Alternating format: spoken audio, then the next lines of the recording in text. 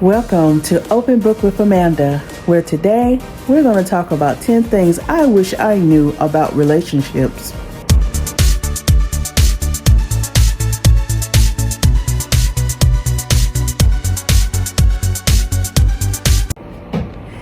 Let's open up that chapter of the 10 things I wish I knew about relationships. Number 1, communication clarity. And what I mean by that is, yes, we can talk, say, hey, how you doing?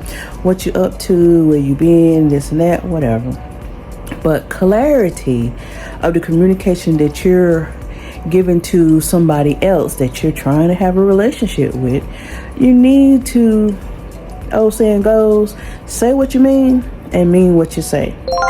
Whenever a situation come up, no matter how hard or how hurtful it might be, the best thing to do is to be honest and be clear about what it is you're trying to conversate about. Number 2 is listening, not just hearing to speak. And what I mean by that is actually listen to what the person is telling you or talking to you about and opening up to you about. Because if you're just sitting there waiting for them to just finish saying what they're saying so you can get off your chest what you're trying to get off your chest, there are going to be some discrepancies between the two of you because of one not listening to the other. So it's really important for you to take the time to actually listen to the person talking to you so that you can go back to number 1, having communication clarity. Number 3, what is funny to you is not always funny to the other person. You can be just trying to tease and joke, and sometimes that person might take offense to it. So it's best to take the time to actually think about what it is you're saying to that other person so that you don't hurt their feelings, or they may take it literal when you're not trying to be, literal about whatever the conversation may be. Just kind of taking account to that, because sometimes people let you know with their actions or something if it's something offensive to them, or they're not really laughing at what you're trying to tease them about. So don't always try to take them little short shots at people. Number 4, give the other person time to process who you are as a person, as well as vice versa, either end. But give that person time and also give yourself time.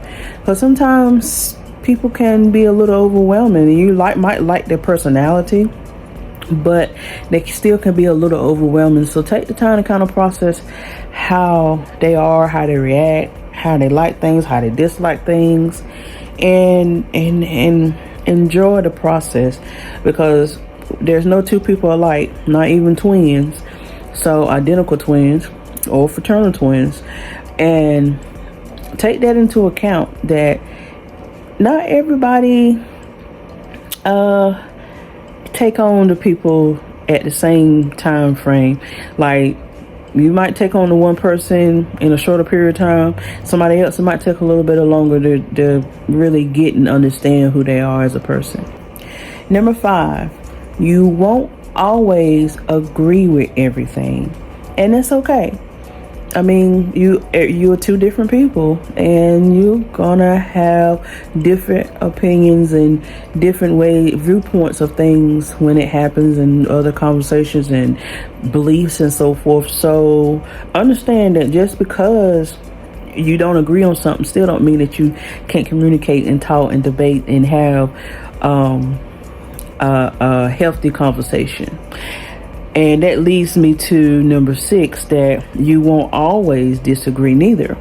There'll be a lot of times where you're going to find points where you actually agree on the conversation, or you agree on political views, or you agree on outfits, even small down to your shoes, even little things as well as big things too.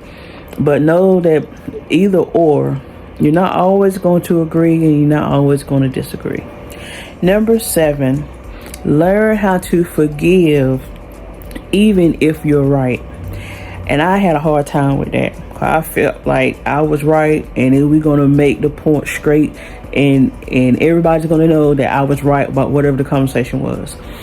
But it's not always in the best interest sometimes of other people feelings. Just because you're right don't mean you got to rub it in their face. You learn how to forgive so you can have a shorter period of time of being upset and angry with the person, and have more time with being happy with the person and getting along with the person.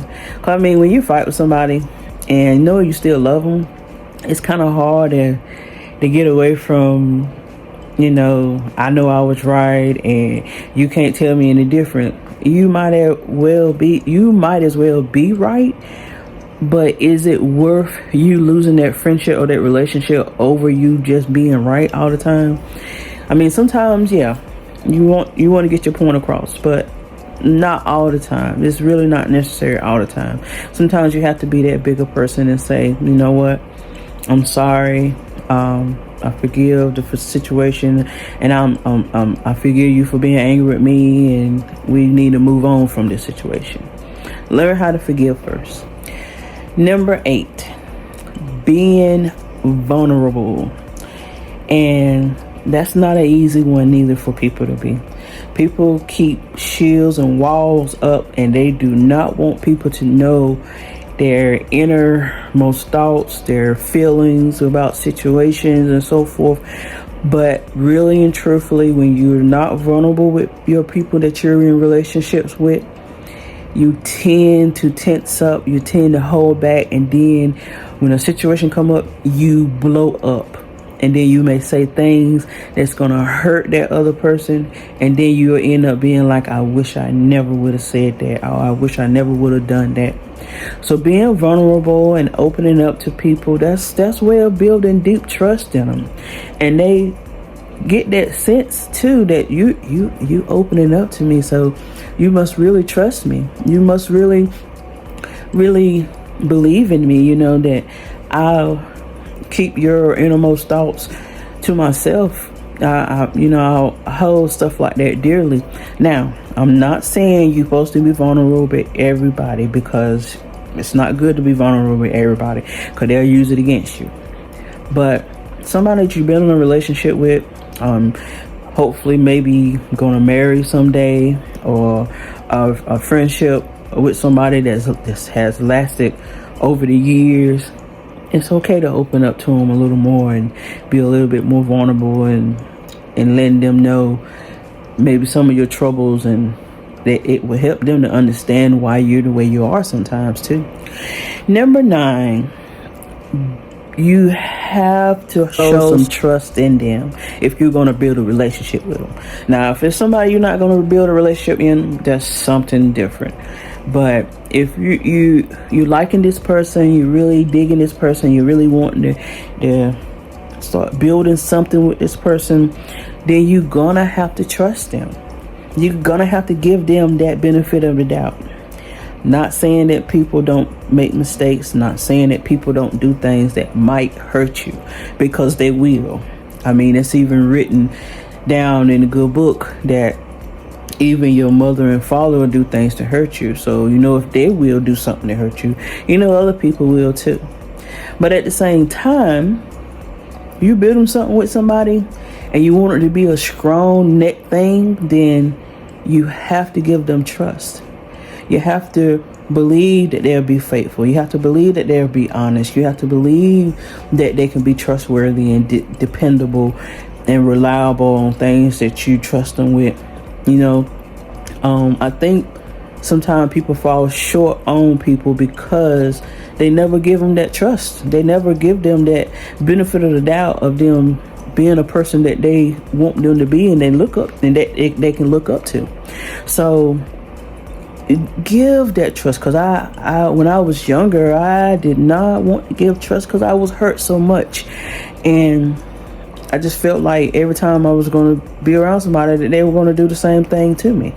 So I understand if you find it hard to trust people sometimes, because people will do stuff to you to make you not trust them. But if you want to build a true, genuine relationship with somebody, you're going to have to give them some type of trust and belief in them for it to be strong and for it to be the way that you wanted it to be. And number 10 pretty much put everything that we discussed beforehand all into one. And that is, do unto others as you want others to do unto you. And if you live by that, I guarantee your relationships will be a whole lot better.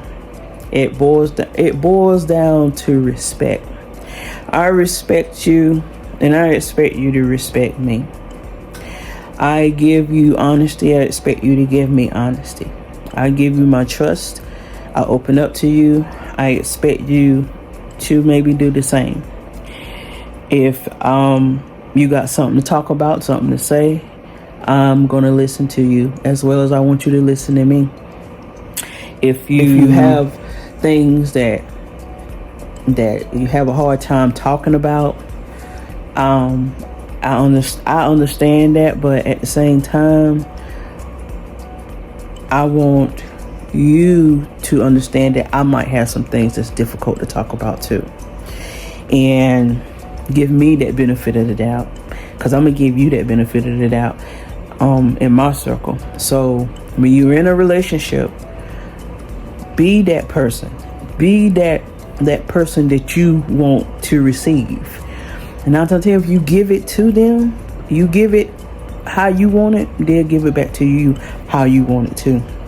Now, it ain't everybody. Know the signs.